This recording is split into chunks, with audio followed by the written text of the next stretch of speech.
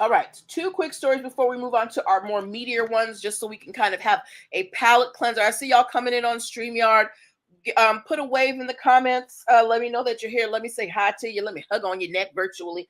Um, how many did anybody watching? Did any of you play NCAA sports when you were in college?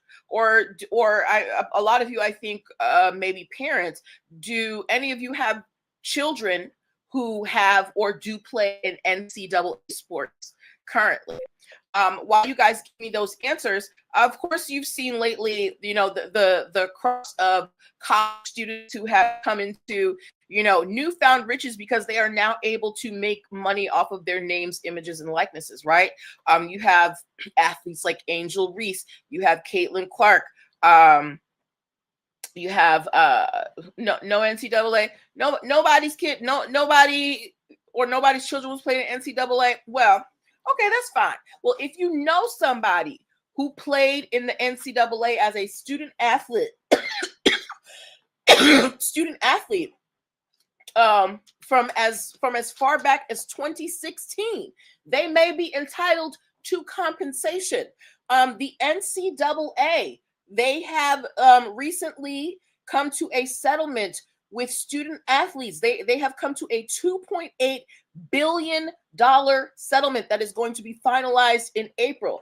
Basically, the NCAA has to compensate all of those students from 2016 on who were unable to make money off of their names, images, and likenesses. So players 5 years ago who couldn't have commercials like Angel Reese, Beltsville and Recreation. What's that?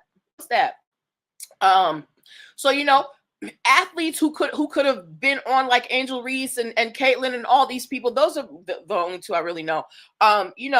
They're like, well, had this been around when I was a student athlete, I could have been in a better position. So I guess they came in a class action suit against the NCAA, and now the NCAA has to pay out $2.8 billion to past players in the NCAA who were unable at the time to get compensation for the use of their names, images, and likenesses. I remember in college, the athletes, right?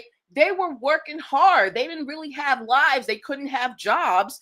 And some of them got in trouble because they couldn't work, because they were always at practice. They were always trying to hit a lick, and some of them got caught up. I remember one of them, he got caught for like distributing drugs, I think in his junior year, and just lost his entire scholarship because he was not able to get a job. And it's not like he can have you call that a promotional deal with anybody. So these players from 2016 on, they are going to, be compensated for what they could have made had they been allowed to, have sponsorships and endorse products. So I think this is a great way, to wrong the wrongs of the past, because the schools, undergraduate universities, look, yes, you give the students a free education, but there are a lot of restrictions. A lot of those students, they can't major in the things that they want to major in because they have to work their schedule around practice. They can't go home for the holidays. They essentially can't have regular lives because the school owns them. And then on top of that, you can't make money off of your own image and likeness that the school is making millions and millions of dollars in, that alumni are donating how much money to build a new athletic complex. So I think this is a great idea. If you know anybody who was in the NCAA 2016 on and they weren't allowed to make money from their likenesses, let them know what's going on, because it's going to be finalized in April. Okay.